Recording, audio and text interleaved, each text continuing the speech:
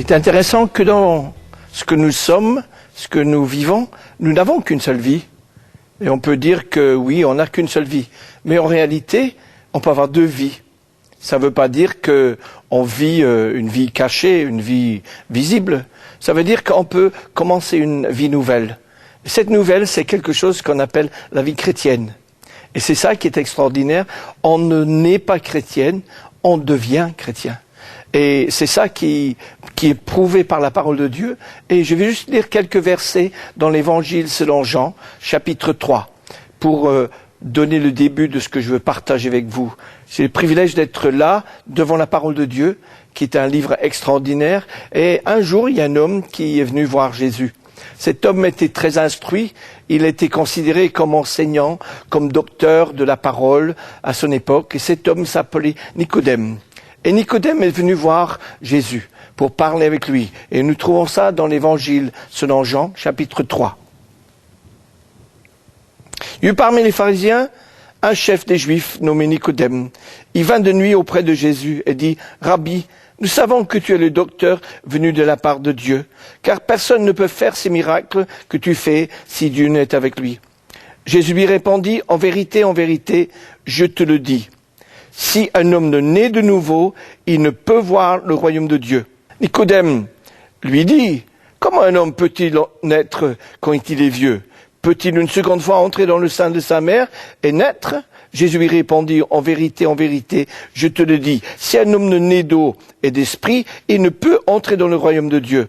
Ce qui est né de la chair est chair, et ce qui est né de l'esprit est esprit. » Jésus parle ici d'une naissance. Une naissance à quelqu'un qui est déjà vivant. Il est normal, quelquefois, lorsque nous voyons une dame qui est assez ronde, large, que nous disons, il y a une naissance qui va venir, parce qu'elle porte la vie en elle d'un enfant qui va naître, d'un enfant qui va venir au monde. Mais Jésus ne parle pas ici à une dame, il parle à un homme. Et il ne parle pas du fait de rentrer dans le sein maternel, mais il parle du fait de sortir, d'avoir une nouvelle vie, d'avoir une vie qui vient d'en haut.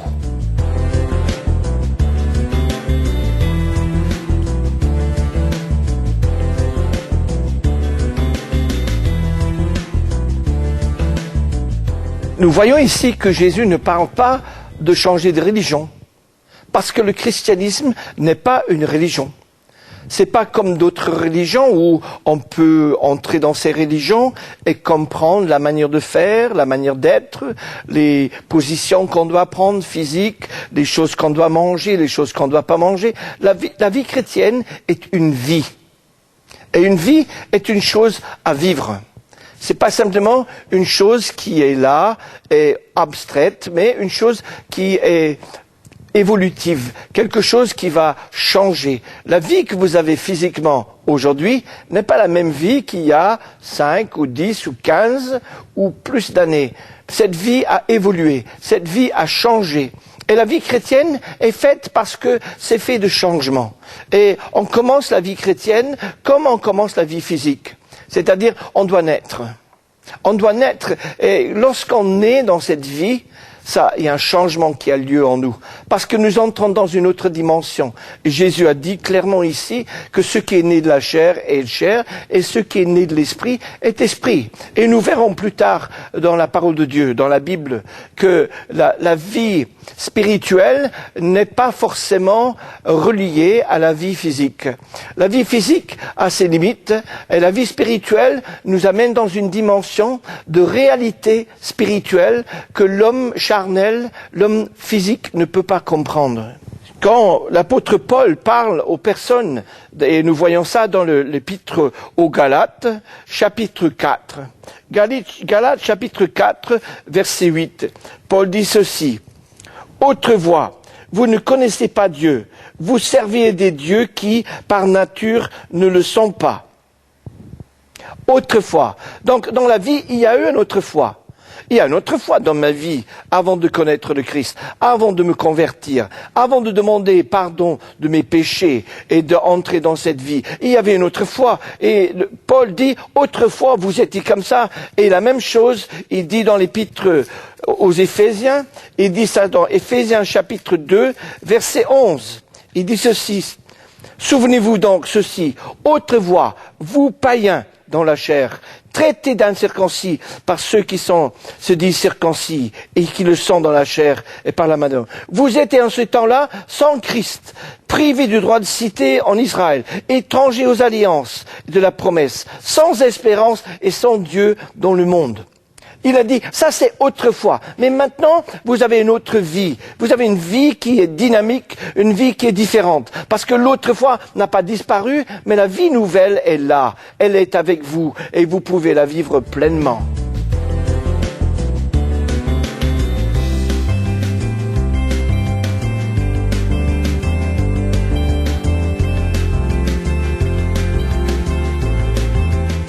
La vie que nous avons menée avant de connaître le Christ, va avoir un impact sur le début de notre vie chrétienne. Si nous étions habitués à certaines choses dans la vie, ça va avoir un impact sur notre vie de chrétien. C'est obligatoire. C'est exactement comme le bébé qui est dans le sein maternel. Ce que le bébé vit vis-à-vis de sa mère va avoir un impact sur le début de sa vie physique extérieure à la mère. Si la mère boit de l'alcool, ça peut avoir un effet très néfaste sur la vie de l'enfant. Si la maman ne s'alimente pas bien, ça peut avoir un impact sur les os et sur la chair de l'enfant. Si la mère vit tendue et stressée, ça peut aussi avoir un impact sur l'enfant. Donc notre vie passée, avant de connaître Christ, va avoir un impact sur la vie. Mais ça ne veut pas dire qu'on est déformé. Parce que Paul nous donne un message extraordinaire dans le 2e épître aux Corinthiens, chapitre 5, verset 17. Il dit une chose que beaucoup de chrétiens connaissent, mais est-ce que nous le vivions ? Il dit dans 2 Corinthiens 5, verset 17, « Si quelqu'un est en Christ, il est une nouvelle créature. Les choses anciennes sont passées. Voici, toutes choses sont devenues nouvelles. » Il y a une autre traduction que j'ai notée qui me semble intéressante. Il dit ceci, « Si donc quelqu'un est dans le Christ, c'est une nouvelle création. L'être ancien a disparu, un être nouveau est là. » Vous êtes une nouvelle personne, vous avez une autre dimension, vous avez une dimension de vie que vous n'avez pas connue. Bien sûr, c'est comme si vous êtes né sur la terre ou si vous êtes né dans un trou. Si vous êtes né dans un trou, il faut monter pour arriver au niveau de la terre. Mais si vous êtes né niveau de la terre, vous avez déjà un avantage sur celui ou celle qui est né dans un trou. Et si nous avons vécu des choses dans notre vie passée, avant de connaître le Christ, Dieu nous amène à la surface, Dieu nous amène à la réalité de cette vie. Et après, cette vie peut prospérer et grandir et avoir un impact dans le monde entier. C'est une chose qui est sûre que la vie physique ressemble beaucoup à la vie spirituelle. Dans la vie physique, on va naître bébé. Mais vous et moi ne sommes pas restés bébés toute notre vie. Au moins, j'espère que je suis plus bébé comme j'étais. Parce que le bébé est là, ça fait partie de la processus de la vie, de la croissance, du développement de la personne. Et c'est exactement la même chose sur le plan spirituel. Quand on naît de nouveau, on est bébé. Et on commence à grandir. Il y a des choses que nous ne comprenons pas. Il y a des choses que nous pouvons recevoir, mais il y a des choses que nous n'arrivons pas à donner.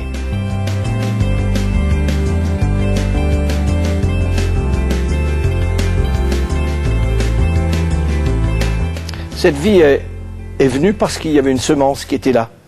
Comme la vie physique est là parce qu'il y avait une semence. Et nous trouvons dans 1 Pierre chapitre 1, versets 22 et 23, Pierre qui dit ceci. « Après avoir purifié vos âmes dans l'obéissance à la vérité, en vue d'un amour fraternel sincère, aimez-vous les uns les autres ardemment et de tout cœur. Vous qui avez été régénérés, non par une semence corruptible, mais par une semence incorruptible, par la parole vivante et permanente de Dieu. » La semence que nous avons reçue, qui nous a fait naître, il y a 2 dimensions. Il y a la dimension de la parole et la dimension de l'esprit. Nous avons lu dans Jean chapitre 3 qu'un homme ne peut naître que naître de l'esprit. Et ici, nous avons cette semence, et on peut dire c'est exactement comme entre le ventre de la femme, quand la semence est là, quand la semence est déclenchée par l'intervention de l'homme, quand la parole et l'esprit sont là, la vie vient. Et cette vie est là, elle est vivante. Cette vie change la personne. La semence va déterminer la plante qu'on a. Ce qu'on a semé dans votre cœur va déterminer ce qui va croître dans votre vie. Et si Dieu a semé sa semence dans votre cœur, semence de la vérité, semence de l'esprit, c'est la vérité et l'esprit. Si le père de mensonge sème des choses de mensonge en vous, qu'est-ce qui va sortir dans votre vie, dans votre cœur? Il est important pour vous et moi d'être conscients que tout le temps, on sème dans nos cœurs. D'ailleurs, il y a le dictionnaire Larousse utilise le thème « Je sème à tous les vents ». Elle sème à tous les vents, cette femme. Et tous les jours, il y a une semence qui vient en nous. Et c'est à nous de faire le triage, de permettre cette semence de prendre racine ou de l'enlever. Il faut enlever cette mauvaise semence, ces mauvaises graines qui viennent, ces graines d'amertume, de jalousie, de convoitise, de mensonge, d'impureté. Toutes ces choses, il faut les enlever et permettre à la bonne semence de pousser dans nos cœurs. Et on l'arrose par la prière, on l'arrose par la parole. Et ces choses grandissent en nous et ont un impact sur notre vie. Regardez ceux qui sont autour de vous, ceux qui se gavent des choses de violence, d'amertume. Comment est-ce qu'ils deviennent, eux? Ils deviennent violents. Il y a l'amertume on le ressent en eux, que cette racine d'amertume pousse en eux, et cette racine peut infecter d'autres, nous dit l'Épître aux Hébreux. Donc c'est important que nous ayons cette bonne semence dans nos cœurs et dans nos vies, afin de porter du fruit pour sa gloire.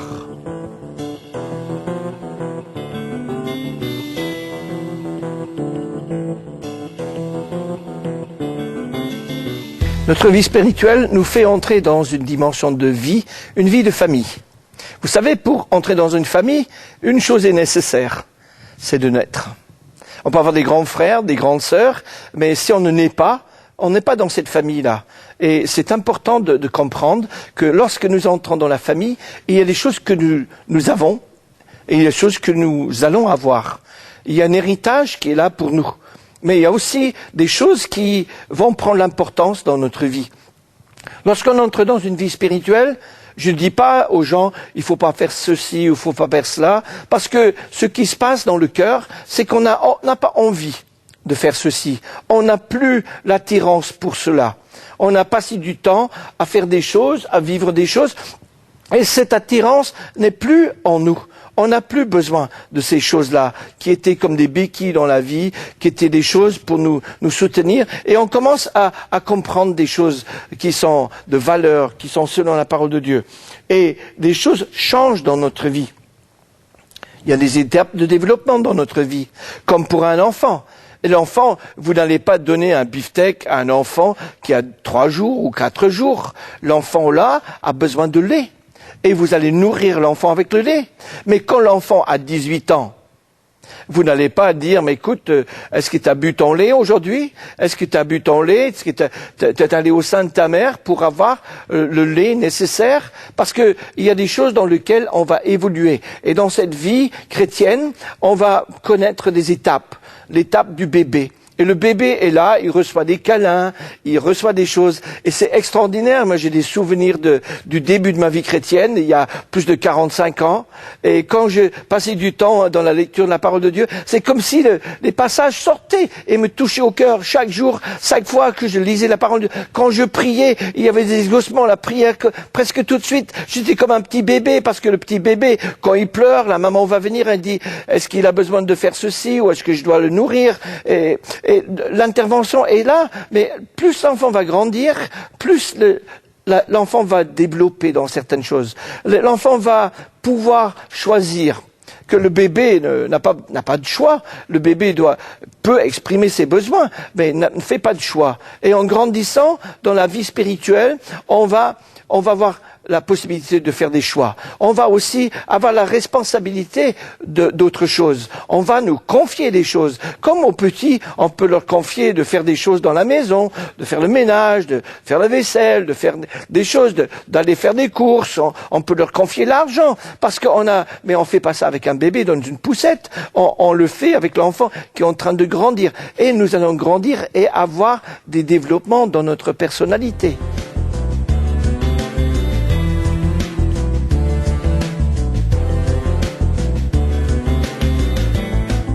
Donc dans ces saisons de la vie, on peut connaître des moments.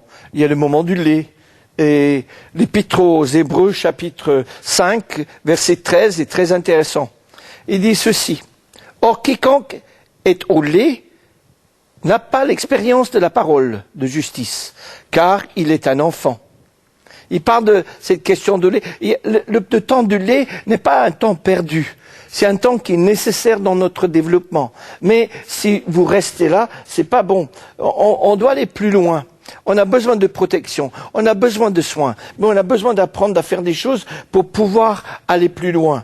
Et dans le verset qui suit, Hébreux 5, verset 14, il dit ceci. Mais la nourriture solide est pour les humains faits, pour ceux qui par l'usage ont le sens exercé de discernement du bien et du mal. Le lait de la parole n'est pas la même chose que la nourriture solide de la parole. Et la nourriture solide, c'est pas une question de connaissance intellectuelle. La vie chrétienne est peut-être touchée par le côté intellectuel, mais la vie chrétienne n'est pas limitée à l'intellectualisme. C'est pas limité à la connaissance intellectuelle, au cerveau, parce que c'est une affaire de cœur, c'est une affaire de mon cœur vis-à-vis du cœur de Dieu. Dans les Proverbes, celui qui a écrit, il a dit « Mon fils, donne-moi ton cœur ». Il n'a pas dit « Mon fils, donne-moi ton intelligence ». Dieu n'a pas besoin de mon intelligence. J'en ai besoin, mais c'est pas avec mon intelligence que je vais aller très très très loin. On peut être docteur en Israël comme Nicodème et ne pas comprendre les choses. Et donc il est nécessaire, quand il parle de nourriture solide, il dit ceci, solide est pour les hommes faits, pour ceux qui par l'usage.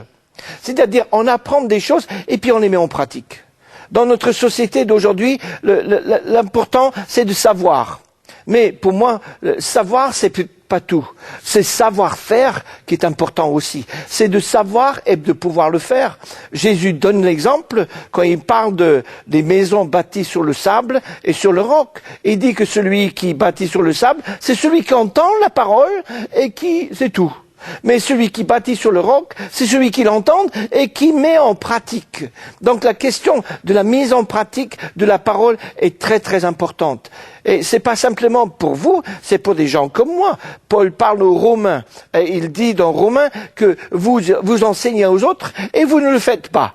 Et moi, si je vous enseigne quelque chose aujourd'hui, j'ai le privilège de le faire, j'ai aussi la responsabilité. Je veux le mettre en pratique dans ma vie. Je ne veux pas que simplement soit ça théorique ou intellectuel, mais pratique dans la vie de tous les jours.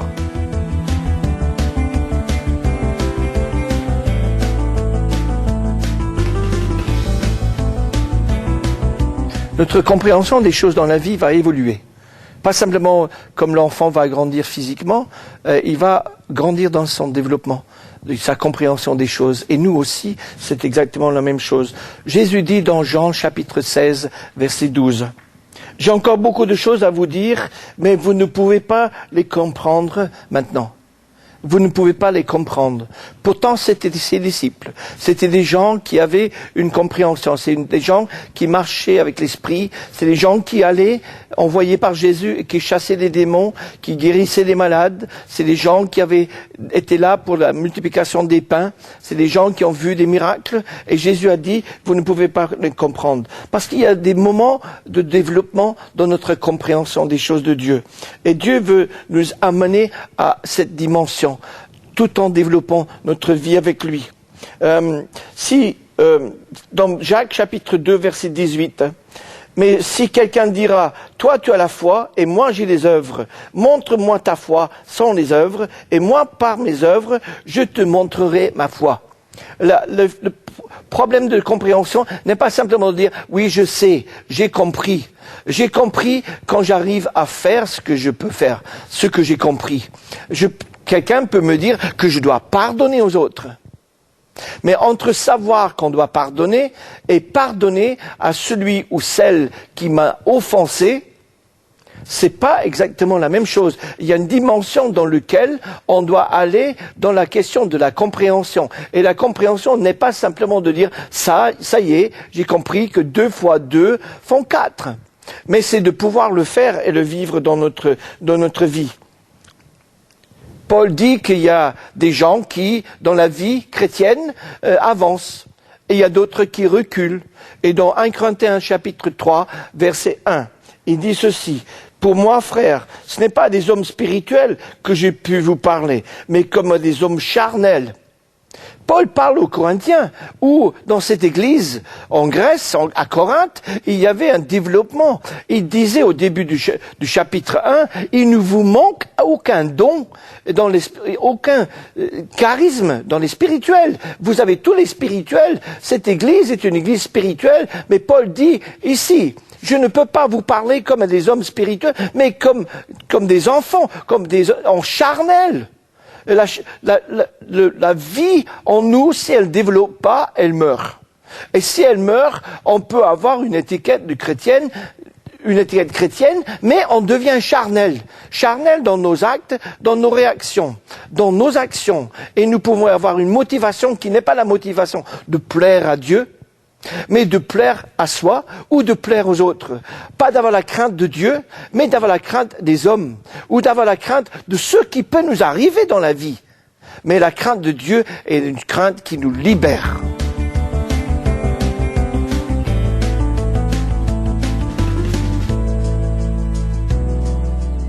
Nous sommes nés dans une famille, et dans cette famille, c'est évident que nous pouvons avoir des frères et sœurs, mais il n'y a qu'un Père.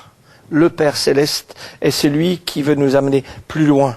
L'Épître aux Hébreux, chapitre 5, verset 11, en parlant du rôle de Christ comme étant souverain, sacrificateur, comme étant supérieur à ceux de l'ancienne alliance, celui qui écrit dit « À ce sujet, nous avons beaucoup à dire et des choses difficiles à expliquer, parce que vous êtes devenus lents à comprendre. » On voit ce que Jésus a dit tout à l'heure, que vous n'êtes pas capable, et là, vous êtes lent à comprendre. Dans la vie chrétienne, si on ne travaille pas, si on ne laisse pas l'Esprit agir en nous, on ne va pas grandir dans notre foi. On peut rester bébé, on peut rester enfant. Paul dit aux Corinthiens, j'ai voulu vous parler comme à des hommes spirituels, mais je vous ai parlé comme à des hommes charnels, comme des bébés en Christ. Et Dieu a le désir d'avoir une relation avec vous et moi, qui est une relation de père avec des enfants adultes. Pas juste le père avec un petit bébé, pas juste le père avec une famille qui est là dans la maternelle. Pas juste une famille où tout le monde est à l'école primaire. Mais Dieu veut avoir une relation avec nous qui est une relation de maturité. Et pour cette maturité, Paul dit dans 1 Corinthiens chapitre 14, verset 20, 1 Corinthiens 14, verset 20, il dit ceci. « Frères, ne soyez pas des enfants au point de vue jugement, mais pour le mal, soyez des petits enfants. Pour le jugement, soyez des hommes faits. Pour le mal, soyez des enfants. On est très versé dans le mal. Mais Dieu veut qu'on soit capable d'aller dans le bien. Et comment est-ce qu'on reconnaît le bien et le mal? Le mal détruit. Le mal divise. Le mal dérange. La vérité dérange, mais dans le sens d'amener les gens plus loin. Dieu nous a donné des 2 aspects pour vivre cette unité avec lui, avec ce Père. Il nous a laissé la parole. Il nous a laissé la parole qui est comme une lampe sur notre sentier. Il nous a donné aussi la possibilité d'avoir le Saint-Esprit. Nous avons besoin de ces 2 dimensions, la parole et le Saint-Esprit. Vous savez, Dieu ne veut pas que nous ayons un livre fermé. Dieu ne veut pas que sa parole soit un livre fermé pour nous. Et c'est pour ça que dans beaucoup de nations, la Bible a été interdite pendant un certain temps. Et Dieu ne veut pas non plus que nous mettions le Saint-Esprit dans notre poche. Nous ne sommes pas maîtres, c'est lui qui est maître. C'est pas nous qui commandons, c'est lui. Donc cette dimension de la parole et l'esprit nous amène dans une dimension de vie avec le Père.